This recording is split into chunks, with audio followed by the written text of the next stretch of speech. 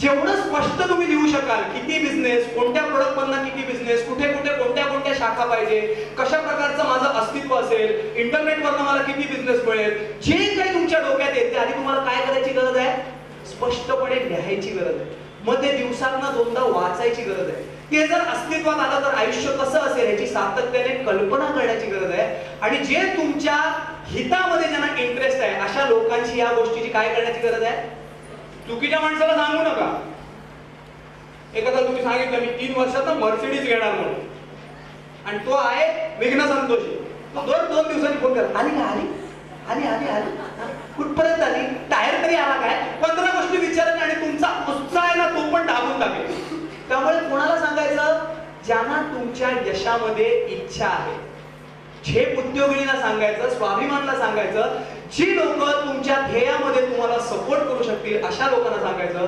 आणि हे केलं तर मला वाटतं तुमच्यात ती उद्योगिनी नक्की जागी होईल, ती जिवंत राहील आणि जिथे तुम्हाला पोहोचायचंय तिथे पोहोचायला तुम्हाला मदत होईल. एवढे माझे 2 शब्द बोलून मी माझं 15 मिनिटाचं भाषण संपवतो.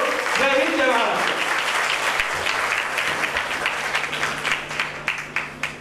आपल्या उद्योगिनी मला तर सापडलीच असेल, मला तर सापडली.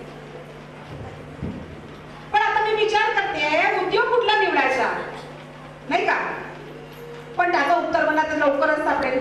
सारिकाताई आपल्याला सांगतीलच की उद्योग कसा करायचा आणि कुठला निवडायचा.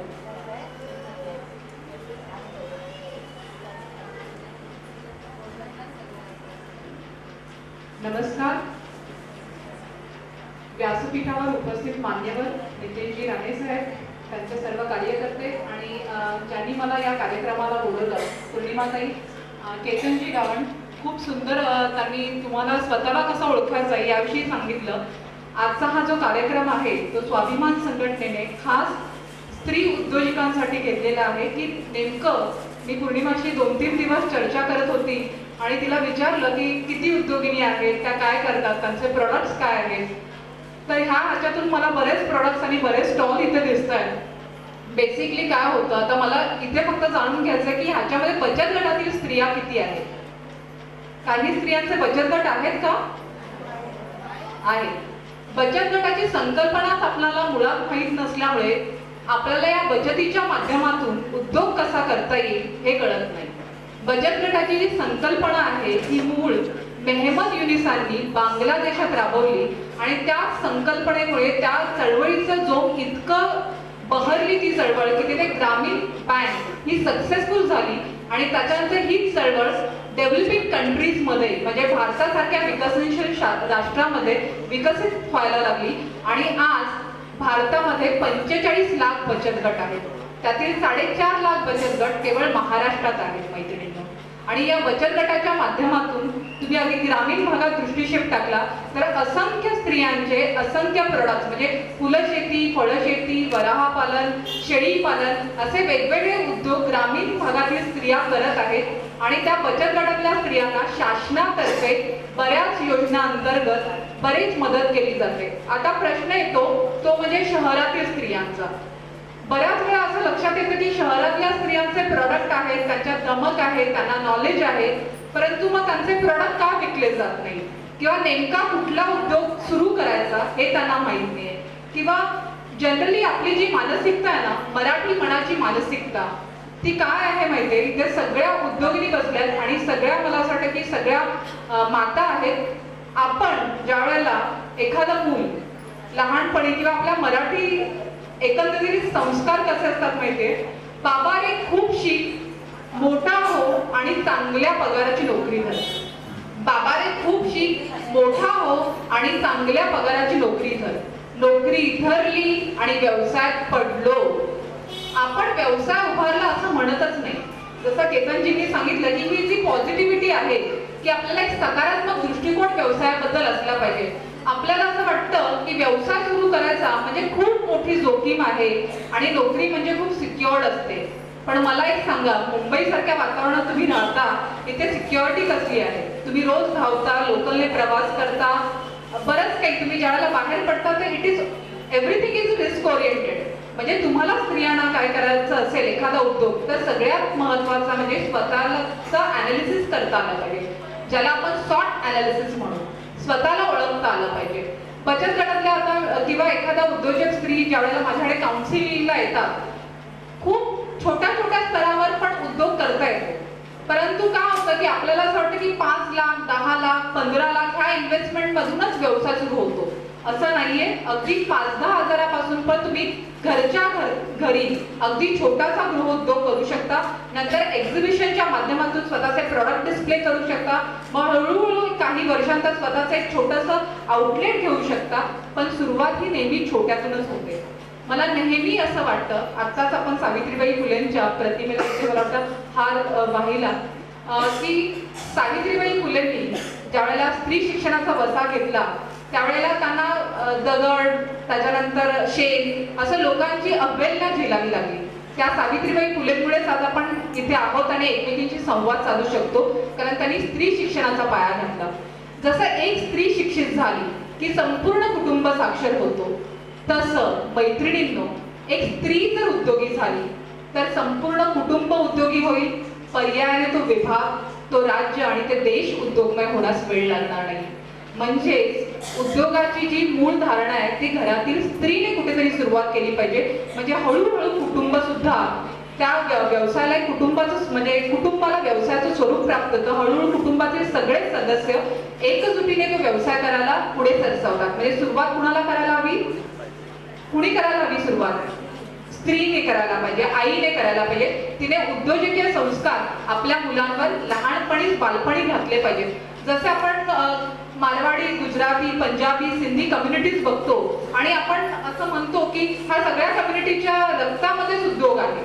तर मला असं म्हणायचं आहे, महाराष्ट्राला अग्रेसर जर करायचं असेल, महाराष्ट्रात औद्योगिक जर समजा चालना द्यायची असेल तर सुरुवात ही थोड्या का प्रमाणात का होईना ते स्त्रियांनी केलं पाहिजे.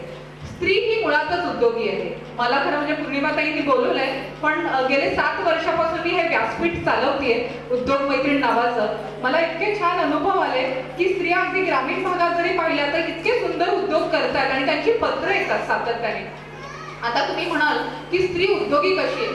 अगदी स्त्रिया सगळ्या कष्टाची कामं जी असतात शेतामध्ये, भार वाहणं आहे, त्याच्यानंतर नांगरणी, पेरणीच्या वेळेला मदत करणे किंवा शेतावर आहोंसाठी सगळं काही घेऊन येणे, जेवणाचं वगैरे, हे सगळं ती तिचं घर सांभाळून करत असते. कुंभार आणि साधी मडकी जर बनवली तर माती चिंण्याचं काम किंवा बाकीची जी छोटी मोठी कामं असतात ती स्त्री करत असते. म्हणजे स्त्री ही मुळात उद्योगी आहे. गरज आहे ती त्या उद्योजकीय गुणांना बाहेर काढण्याची. आता मी थोडंसं मॅनेजमेंटकडे येणार आहे, कारण कुठलाही व्यवसाय करायचा म्हटल्यानंतर व्यवस्थापन हा खूप मोठा भाग आहे, जो स्त्रियांमध्ये मी असं म्हणेन की स्त्रिया, माफ करा पुरुषांनो, पण ह्या पुरुषांपेक्षा काकडभर व्यवस्थापनात सरसच असतात. आता कसं? सगळ्यात महत्वाचं म्हणजे उद्योग करायचा म्हणजे काय महत्वाचं आहे? टाइम मॅनेजमेंट, वेळ व्यवस्थापन. आमच्या स्त्रियांसारखं सुरेख टाइम मॅनेजमेंट कुणालाच जमत नाही. सकाळी 5:30 ला आमचा दिवस सुरू होतो, तो रात्री 11:30-12ला संपतो, बरोबर? 5:30 ला आमचा दिवस सुरू होतो. सकाळी आहोंचा डबा आहे, मग मुलांना शाळेला पाठवणं आहे, त्याच्यानंतर स्वतःचं काही घरातली आवरावर करून मग 12 वाजता कोणाची तरी काहीतरी सिरियल असते. मग 12 ते 5 हा आमच्याकडे अगदी लेजर टाइम असतो. मग 5:30 ला आमचं पाणी येतं किंवा 6 ला पाणी येतं. 6-6:30 ला आम्ही कुकिंगला पुन्हा सुरुवात करतो आणि 9 पर्यंत आमचं ते सगळं आटपून आम्ही पुन्हा रेडी असतो. आणि हाच आज सकाळचा मला असं वाटतं पूर्णिमाताईने जो कार्यक्रम घेतलाय, it is all about time management. की एवढं सगळं ऑर्गनाईज करायचं, कोणत्या वेळेला कोण स्पीकर येणार आहेत, काय येणार आहेत, त्याच्यानंतर काय होणार आहे, कोणाचं स्टॉल किती वाजता लागले पाहिजे. म्हणजे स्त्री ही अतिशय उत्कृष्ट वेळ व्यवस्थापन करू शकते. त्याच्यामुळे मला स्त्रियांना सांगायचं आहे की तुमच्याकडे जो फावला वेळ आहे, ज्या वेळात तुमची मुलं ही शाळेत असतात, तुमचे आहो कामावर असतात, त्यावेळेला दुपारच्या 1 ते 5 या वेळामध्ये तुम्ही नक्कीच उद्योग करू शकता. छोटासा उद्योग तुम्हाला घरच्या घरी नक्कीच करता येईल, कारण तुम्ही वेळ व्यवस्थापन सुरेख करू शकता. आता दुसरं मी सांगणार आहे मॅनेजमेंट मधलं तत्व, ते म्हणजे मनी मॅनेजमेंट, अर्थव्यवस्थापन. स्त्री उद्योजकांसारखं म्हणजे स्त्रियांसारखं अर्थव्यवस्थापन कोण करू शकेल?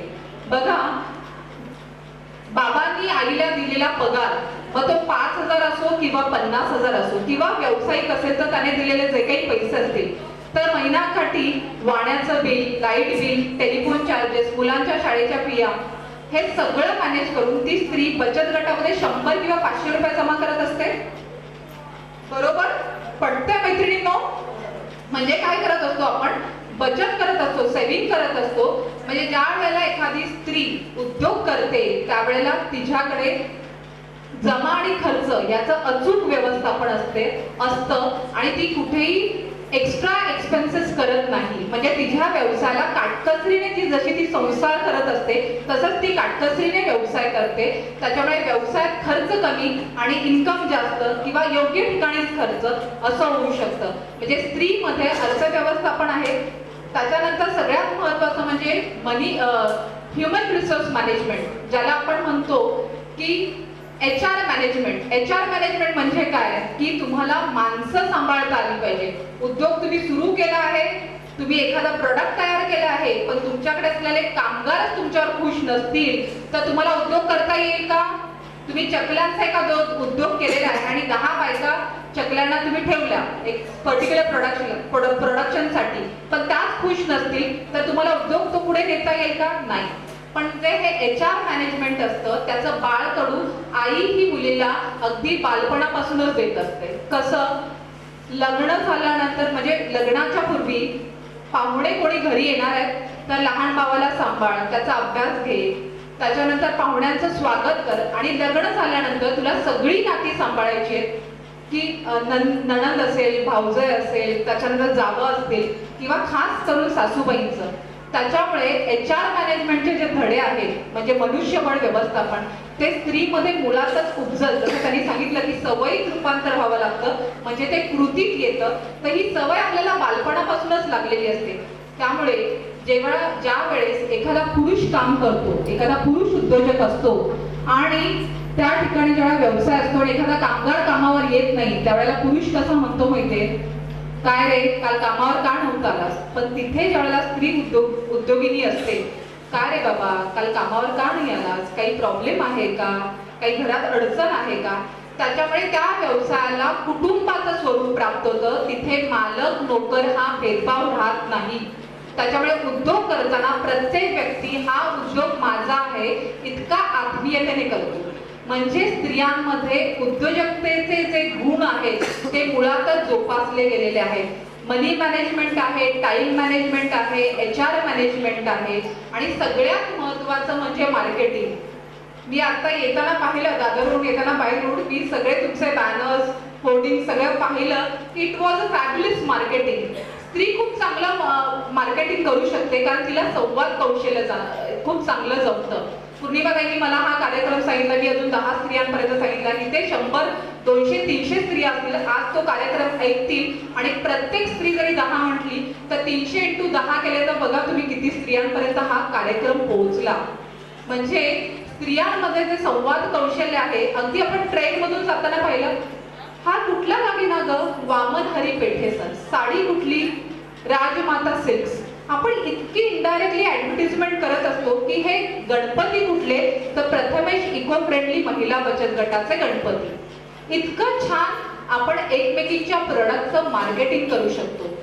परंतु आपण स्त्रिया कुठे लॅकिंग आहोत माहिती? प्रोडक्ट्स आपण खूप सुंदर बनवतो पण त्याच्या पॅकेजिंग मध्ये आपण लॅकिंग आहोत. आता खूप सुंदर हा चॉकलेट बुके केलेला आहे. असंच प्रेझेंटेशन प्रत्येक स्त्रियांनी आपल्या प्रोडक्टचं केलं तर मला असं वाटतं की स्वाभिमान संघटनेने हा जो उपक्रम हाती घेतलाय झेप उद्योगिनींचा, ती खरोखरच उद्योगिनींची झेप होईल. कारण प्रत्येकीचे प्रोडक्ट हे वेगळे आहेत. प्रत्येकीच्या प्रोडक्टचं पॅकेजिंग त्यांनी बदललं पाहिजे. कारण जमाना हा मार्केटिंगचा आहे, जमाना हा प्रेझेंटेशनचा आहे. त्याच्यामुळे बचत गटातल्या स्त्रिया कुठे अडतात माहिती? महालक्ष्मी सरस सारखं मोठं एक्झिबिशन बँड्रा कुर्ला कॉम्प्लेक्सला लागतं. किती स्त्रियांना माहिती आहे? एक 5% किंवा 2-3% स्त्रियांना माहिती आहे. हे खूप मोठं एक्झिबिशन असतं आणि ह्या एक्झिबिशन मध्ये स्टॉल मिळवण्यासाठी अगदी तुम्हाला सांगते महाराष्ट्राबाहेरचे बरेच स्टॉल असतात. आणि वाईट ह्याचं वाटतं की आपले स्टॉल हे फक्त चिवडा आणि चकल्यांच्या पुढे जातच नाही. का नाही जात? तुम्ही गुजरातची वेगवेगळ्या प्रकारची कला, ते काहीतरी कशिदा काढलेले त्यांचे ड्रेस, वर्क, पर्सेस, असे वेगवेगळ्या प्रकारचे क्रिएटिव्ह आर्टिकल, गिफ्ट आर्टिकल ठेवतात. तुम्ही अगदी दिल्लीकडचे स्टॉल बघितलं तर तिकडे वारली पेंटिंग केलेले वगैरे असतात. आता ही अनोखी कला आपली आदिवासींची आहे, इकडचे स्टॉल तिकडे लागून हे व्हायला पाहिजे. परंतु मार्केटिंगला आम्ही कमी पडतो, कारण आम्ही आमची चाकोरी सोडत नाही. चाकोरी सोडायची म्हणजे काय? आम्हाला प्रेझेंटेशन जमलं पाहिजे. आज तुम्ही मला सांगा, मी एका प्रोडक्ट, कोलगेट किती लोकांना माहिती आहे? कोलगेट किती लोकांना माहिती आहे? मैत्रिणींनो, सगळ्यांनाच माहिती आहे. पेप्सोडेंट द्या असं म्हणतो का आपण? मार्केटमध्ये जातो, कोलगेट द्या. पेप्सोडेंट असो, मिसवाक असो, विको वज्रतंत्री असो, म्हणजे कोलगेटने ब्रँड हॅम्बरिंग केलंय. तसं सीमाताई म्हटलं की त्यांचा मसाला उद्योग लोकांना कळलाच पाहिजे. वसुधाताई म्हटल्या की त्यांचा रजयांचा उद्योग लोकांना कळलाच पाहिजे. इतकं तुमचं ब्रँड हॅम्बरिंग झालं पाहिजे. जी माने जिनियस पार्लेजी, पार्लेजी खाके जिनियस बनो, आमिर खान सांगतो. मला एक सांगा, पार्लेजी खाऊन जिनियस कोणी होतं का हो? जिनियस पार्लेजी खाऊन होतं का? म्हणजे दिस इज अ ब्रँड हॅम्बरिंग, this is a brand creation. मी असं नाही म्हणत आहे की तुम्हाला एवढे मोठे, जसे बॉर्नव्हिटा सांगितलं किंवा पार्लेजी सांगितलं किंवा कोलगेट सांगितलं, एवढे मोठे तुम्हाला ब्रँड डेव्हलप करायचे. पण जे तुमचे प्रोडक्ट्स आहेत ते छोट्या छोट्या प्रमाणात का होईना ते तुम्हाला डेव्हलप करता आले पाहिजे. त्याचं उत्कृष्ट पॅकेजिंग करता आलं पाहिजे. तुम्हाला एक छोटंसं बचत गटाचं उदाहरण देणार आहे आणि मला वाटतं नितेशजींना तुम्हाला गायडन्स करायचं आहे. एक खूप सुंदर स्टॉल लागला होता आणि त्यांचे मसाल्याचे वेगवेगळे प्रॉडक्ट होते. वर्धाचा स्टॉल होता आणि त्याचं नाव, त्यांच्या प्रॉडक्टचं नाव होतं Vardhini. Vardhini symbolizes goddess Lakshmi and this is the self reliance of the Wardha's farmers and self help group, असं काहीतरी त्याच्यावर लिहिलेलं होतं. म्हणजे वर्धाच्या बचत गटाने वर्धिनी नावाचं ब्रँड डेव्हलप केलेलं, तर कल्याणच्या बचत गटाने कल्याणी नावाचं ब्रँड डेव्हलप करा.